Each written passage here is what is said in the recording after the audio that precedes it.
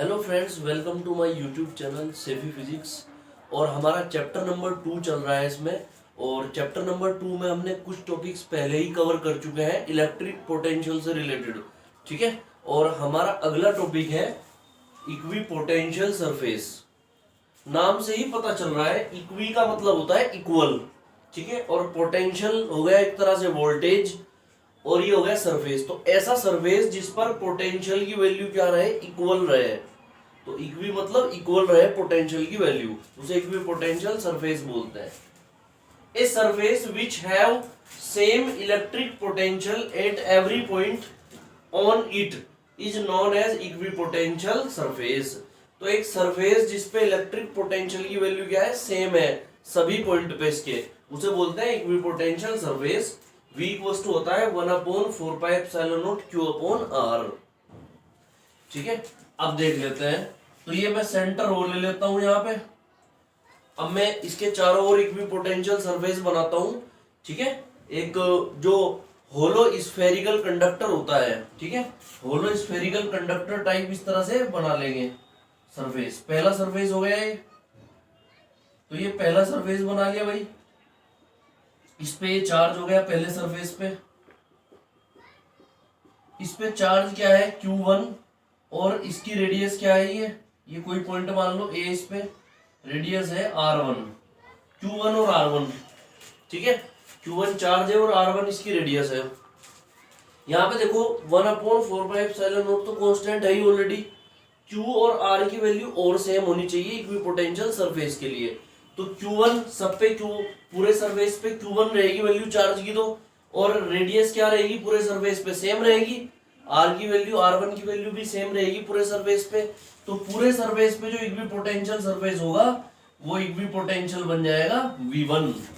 ठीक है। तो पोटेंशियल क्या रहेगा पूरे सरफेस पर, V1 रहेगा। कहीं भी यहाँ ले लो पॉइंट, यहाँ ले लो, इधर ले लो या इधर ले लो, सब पे V1 रहेगी, वैल्यू सेम रहेगी। अगर 9 वोल्ट है फॉर एग्जांपल तो 9 ही वोल्ट रहेगा। इसके बाद में एक सरफेस और ले लेते हैं ऐसे। ठीक है। ये इसमें रेडियस थोड़ी सी बढ़ा दी हमने। रेडियस ये B पॉइंट ले लेते हैं। इसमें R2 कर दी रेडियस हमने। अगर R2 कर दी रेडियस, और इस पे जो चार्ज है पूरे सरफेस पे वो ले लिया हमने Q2। चार्ज ले लिया हमने भाई, Q2 ले लिया चार्ज। ठीक है। तो चार्ज हो गया Q2 और रेडियस हो गई R2। तो इसका मतलब दोनों चीज सेम रहेंगी। तो पूरे सरफेस पे क्या रहेगा, पोटेंशियल सेम रहेगा। तो इसमें जो सेम रहेगा पोटेंशियल वो रहेगा V2। तो कहीं पे भी पॉइंट ले लो, क्या रहेगा, पोटेंशियल V2 रहेगा। ऐसे आप तीसरा सरफेस भी ले सकते हो। तो एक तीसरा सरफेस ले लो इस तरह से। ये तीसरा सरफेस हो गया। इसमें आप कोई पॉइंट इधर ले लो, ये C पॉइंट ले लेते हैं यहाँ पे। इस पे जो चार्ज है तीसरे पॉइंट पे वो ले लेते हैं Q3 चार्ज ले लेते हैं यहाँ पर। और इसकी जो रेडियस रहेगी सेंटर से वो रहेगी R3। ठीक है। तो Q3 और R3 सेम रहेगा, इस वजह से V3 इक्वल रहेगा इसमें। Properties of equipotential surface. तो प्रॉपर्टी क्या क्या होती है इक्विपोटेंशियल सरफेस की, ये पढ़नी है हमें। ठीक है। तो जैसे हमने इलेक्ट्रिक फील्ड लाइंस की प्रॉपर्टी पढ़ी थी, उसी तरह कुछ मिलती जुलती प्रॉपर्टी इक्विपोटेंशियल सरफेस की होती है। ठीक है। तो जैसे पहली प्रॉपर्टी है ये, equipotential surfaces do not intersect each other as it gives two directions of electric field E at intersect point which is not possible.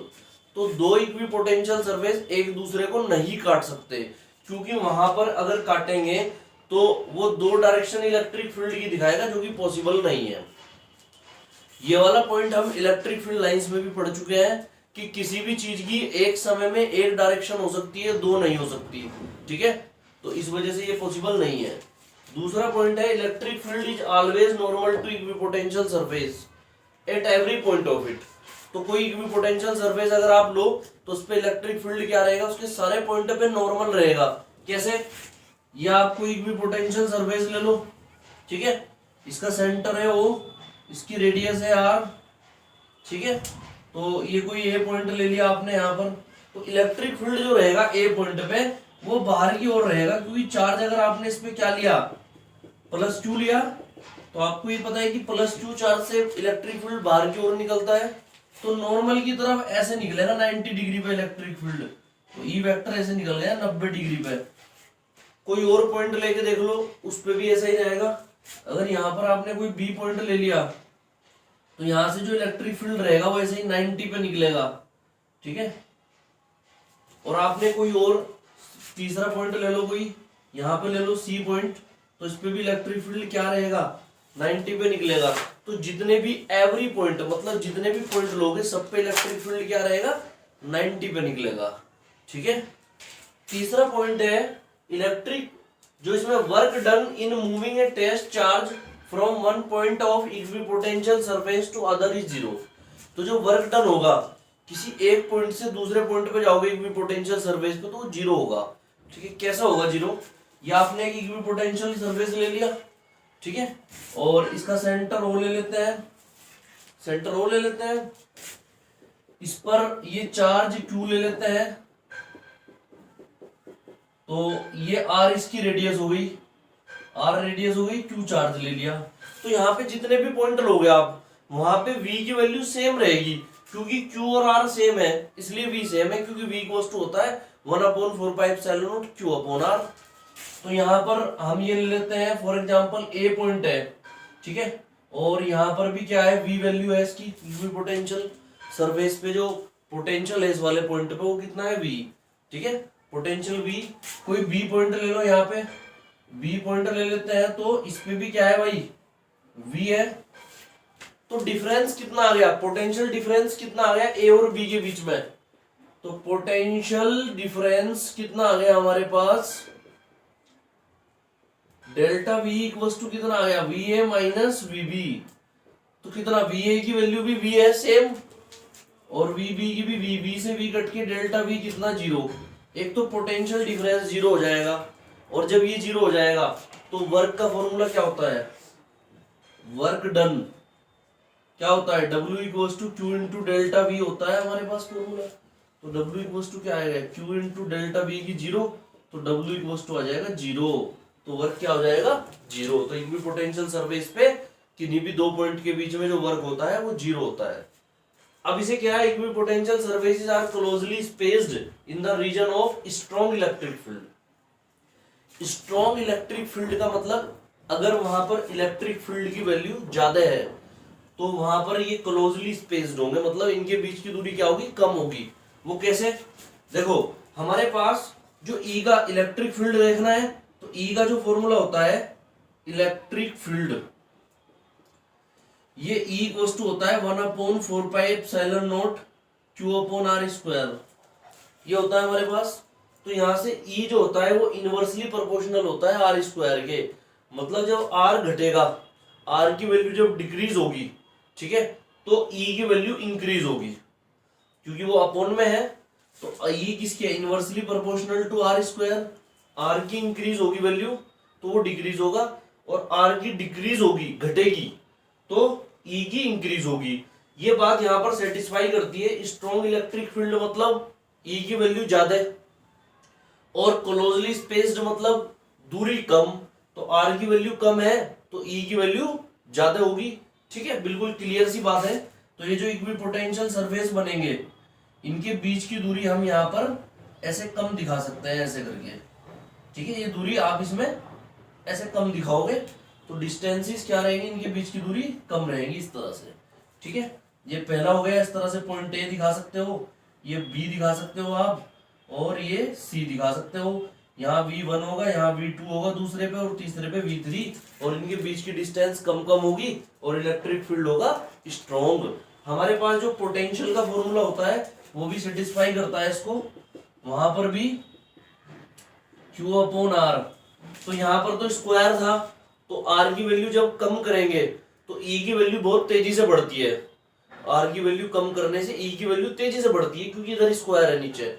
But V भी inversely proportional to R, V भी किसके inversely proportional है R के, तो यहाँ पर भी जब R को डिक्रीज करेंगे तो V भी इंक्रीज होगा, ठीक है, V भी बढ़ता है, ठीक है।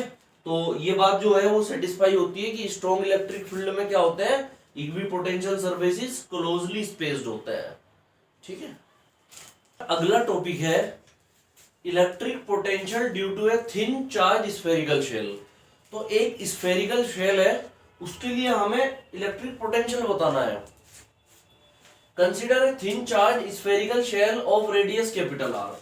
तो सबसे पहले कंसीडर कर लेते हैं ये एक स्फेरिकल शेल हो गया और इसकी रेडियस जो है वो है कैपिटल आर, ठीक है। और and electric charge plus Q, इस पे चार्ज कितना है, प्लस क्यू चार्ज है इस पे, तो क्यू चार्ज हो गया। The centre of the spherical shell is O, इसका सेंटर है ओ, ठीक है।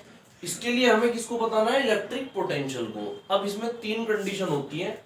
सबसे पहले हम ले लेते हैं ए, पहली कंडीशन ले लेते हैं ए, ठीक है। Inside spherical shell, spherical shell के अंदर, ठीक है, स्फेरिकल शेल के अंदर ले लेते हैं हम। तो इनसाइड स्फेरिकल शेल, तो हम कोई भी पॉइंट यहां पर ले लेते हैं 8 पॉइंट ए, पॉइंट ए ले लेते हैं अंदर। तो यहां पर शेल पे कहीं भी आप ये पॉइंट ए ले लो, यहां पे पॉइंट ए ले लिया आपने। तो इसमें क्या रहेगी इसकी वैल्यू, जो पोटेंशियल है इनसाइड, जो पोटेंशियल होता है किसी भी स्फेरिकल शेल के, उसकी वैल्यू बराबर होती है जितना सरफेस पे पोटेंशियल होगा उसके, ठीक है। तो स्फेरिकल शेल में जो अंदर ये पॉइंट ए है, इस पर पोटेंशियल क्या आ जाएगा, इलेक्ट्रिक पोटेंशियल हमारे पास जो आ जाएगा जो सरफेस पे है उसके इक्वल होगा। ई वी इक्वल टू आ जाएगा 1/4πε0 Q/कैपिटल R, ठीक है। ये वैल्यू आ जाएगी क्योंकि अंदर वाले हिस्से में, इसमें और इसके सरफेस में, दोनों में वैल्यू पोटेंशियल की सेम होती है। मतलब V इक्वल टू क्या होता है, कांस्टेंट, ठीक है। V इक्वल टू होगा कांस्टेंट, अंदर भी और बाहर वाले सरफेस पे भी, सब में सेम वैल्यू रहेगी। V कांस्टेंट रहेगा, मतलब V इक्वल टू 1/4πε0 Q/कैपिटल R, ये वैल्यू रहेगी। चलो इसके बाद इतने वोल्ट आ जाएगा ये। फिर B पॉइंट लेंगे, कहां पर ले, सरफेस पे ले, सरफेस पे सेम रहेगी वैल्यू, ठीक है। At the surface of spherical shell, spherical shell के सरफेस पे ले लेते हैं, किस पे, 8 पॉइंट बी ले लूं भाई ये पॉइंट। तो ये बी पॉइंट ले लिया हमने। तो यहां पर जब हम लेंगे तो इलेक्ट्रिक पोटेंशियल की वैल्यू क्या आ जाएगी, यहां पर सेम आएगी क्योंकि V कांस्टेंट होता है। यहाँ पे अंदर क्या होता है, जब इसको हम पूरी तरह से बंद कर देते हैं स्फेरिकल शेल को, तो अंदर बन जाता है वैक्यूम, ठीक है। और यहाँ पर क्या रहेगा, पोटेंशियल जो रहेगा वो कांस्टेंट रहेगा, ठीक है, सेम रहेगा यहाँ पे, और उतना ही सरफेस पे भी रहेगा। तो यहाँ पर V इक्वल टू क्या होगा, 1/4πε0 Q/कैपिटल R, इतने वोल्ट, ये सेम हो गया। अब तीसरी कंडीशन है जो कि अलग है। इन दोनों कंडीशन पे, इनसाइड में और सरफेस पे, तो सेम आती है पोटेंशियल की वैल्यू। लेकिन तीसरी कंडीशन जो है सी, जब हम आउटसाइड लेंगे, तो यहाँ पर कोई बाहर कोई पॉइंट ले लो, जैसे यहाँ पर ले लिया हमने कोई पॉइंट, सी पॉइंट ले लिया आपने यहाँ पे, ठीक है। तो सी पॉइंट तक की दूरी हमारे पास हो जाएगी कुछ स्मॉल r ले लेते हैं डिस्टेंस, सी पॉइंट तक की डिस्टेंस स्मॉल r, तो वहां पोटेंशियल चेंज होगा। तो आउटसाइड स्फेरिकल शेल, ठीक है। तो आउटसाइड 8 पॉइंट सी, कौन से पॉइंट पे भाई, सी पे, सी पॉइंट पे क्या होगा, स्मॉल r आ गई, ये डिस्टेंस आ गई यहाँ पे। तो V इक्वल टू क्या हो जाएगा यहाँ पर, 1/4πε0 Q/r, तो डिस्टेंस स्मॉल r ले लेंगे, ठीक है। तो ये VA बोल दो इसको पोटेंशियल को, ये VB और ये VC। तो ध्यान से अगर देखा जाए, VA और VB तो है बराबर, और VC इनसे छोटा है, क्योंकि जब R की वैल्यू बढ़ाओगे तो V इनवर्सली प्रोपोर्शनल है R के, जब R बढ़ाओगे तो V घटेगा। तो VC किसके इनवर्सली प्रोपोर्शनल है, R के। तो R बढ़ाओगे, R को बढ़ा दिया तो VC की वैल्यू डिक्रीज होगी। तो हम कह सकते हैं कि VA बराबर तो किसके है, VB के, जितना अंदर है उतना ही बाहर, मतलब सरफेस पे है, इनसाइड और सरफेस का इक्वल है। लेकिन VC की वैल्यू लेस देन है किससे, VA से भी और वी सी की वैल्यू लेस देन है किससे, वी बी से भी, क्योंकि वी ए वी बी तो बराबर है, इनकी वैल्यू ज्यादा है, और वी सी की वैल्यू दोनों से कम है।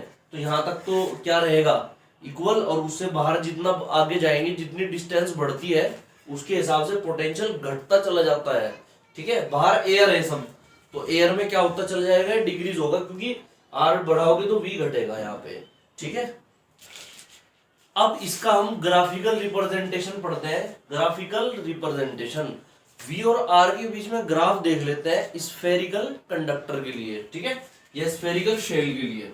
तो इस तरह से दो एक्सिस बना लेते हैं। यहाँ पर ये वाली जो एक्स एक्सिस है ये आर को दिखा रही है डिस्टेंस को, और ये वाली जो हमारी वाई एक्सिस है ये वी को दिखा रही है पोटेंशियल को। और हमें फॉर्मूले से पता ही है कि v इक्वल टू होता है 1/4πε0 Q/r, तो v inversely proportional to r। ठीक है, तो यहां पर जो डिस्टेंस हम लेंगे ये ओरिजिन हो गया O। ठीक है, यहां पर आपने जो सरफेस तक की रेडियस है वो कैपिटल R ली थी। ठीक है, उसमें क्या था कि यहां पर जो हमने ये जो इस तरह से स्फेरिकल कंडक्टर बनाया था, यहाँ पे ये कंडक्टर बनाया था, और सेंटर O से लेके कैपिटल R तक के जो था वो V कांस्टेंट था। V की वैल्यू क्या थी, कांस्टेंट। ठीक है, और ये यहां पर हमने इस तरह से पॉइंट A ले लिया था, इस तरह से ले लिया था, पॉइंट B लिया था, यहाँ पे पॉइंट B ले लिया था, पॉइंट A यहां ले लिया था, और पॉइंट C हमने ले लिया था बाहर, ये R ले ली थी डिस्टेंस। तो B पॉइंट तक के जितना भी ये एरिया आ रहा अंदर से लेके वहां तक की V की वैल्यू कांस्टेंट है। तो यहाँ पर एक R डिस्टेंस दिखा दो। ठीक है, R डिस्टेंस दिखा दी, जो स्फेरिकल कंडक्टर जो है हमारे पास, या स्फेरिकल शेल जो है उसकी रेडियस है ये, यहां तक तो V की वैल्यू रहेगी कांस्टेंट। ये लाइन किसको दिखा रही है, पैरेलल लाइन जो होती है ये कांस्टेंट को दिखाती है इस तरह से। ये जो पैरेलल लाइन होगी एक्स एक्सिस के रेस्पेक्ट में जो पैरेलल लाइन जा रही है ये V की वैल्यू कांस्टेंट दिखा रही है। तो यहाँ पर मतलब फिक्स है वैल्यू, कोई V की कुछ भी वैल्यू हो सकती है। लेकिन उसके बाद क्या हो रहा है कि V inversely proportional to R, R जब बढ़ाओगे तो V की वैल्यू डिक्रीज होगी, और डिक्रीज मतलब लाइन नीचे आनी चाहिए। तो डिक्रीज का जो ग्राफ होगा, जैसे जैसे R की वैल्यू बढ़ाओगे ऐसे ऐसे V की वैल्यू डिक्रीज होती चली जाएगी। ठीक है, तो इसका ये वाला ग्राफ आ जाएगा। पहले क्या रहेगी, कांस्टेंट कैपिटल R तक, और फिर उससे अब जब एयर में आप बढ़ाओगे, इसके बाहर क्या है एयर, और एयर में जब स्मॉल r की वैल्यू आप बढ़ाओगे तो एयर में स्मॉल r की वैल्यू बढ़ाने से क्या होगी, V की वैल्यू डिक्रीज होती चली जाएगी, घटती चली जाएगी। तो इस तरह से ये ग्राफ इसको रिप्रेजेंट करता है, किसको, स्फेरिकल शेल को, इसके लिए वैल्यू को। ठीक है, तो यहाँ पर ये दिखा सकते हो आप डॉटेड करके ऐसे। तो ये डॉटेड करके दिखा दिया हमने, मतलब ये वाला जो ये डॉटेड लाइनें दिखा रही है ये स्फेरिकल कंडक्टर के लिए है, इनसाइड और उसके सरफेस पे, और उससे जब आगे बढ़ेंगे तो उसकी V की वैल्यू डिक्रीज होगी क्योंकि R इंक्रीज हो रहा है। अगर आपको चैप्टर नंबर 1 या चैप्टर नंबर 2 से रिलेटेड थ्योरी, डेरिवेशन या फिर न्यूमेरिकल में कोई प्रॉब्लम आ रही है तो आप कमेंट सेक्शन में उस प्रॉब्लम को पूछ सकते हैं, उससे रिलेटेड हम अलग से वीडियो बना के वो बता देंगे। अगर आप ये वीडियो पहली बार देख रहे हैं तो इससे पहले वाली वीडियो जरूर देख लें, क्योंकि वहां से ये सारा सिलेबस लिंक है, मतलब पहले चैप्टर से दूसरा चैप्टर लिंक है। अगर आपने पहला चैप्टर पढ़ रखा है तो दूसरा चैप्टर पढ़ना आपके लिए बहुत ही इजी हो जाएगा। ठीक है, तो पिछली क्लासेस सभी आप इसमें ले लें। ठीक है, यूट्यूब पे सब अपलोडेड है, और मेरी वीडियो को लाइक करें, शेयर करें, और चैनल को सब्सक्राइब करें, बेल आइकन को जरूर दबाएं। Thanks for watching my video.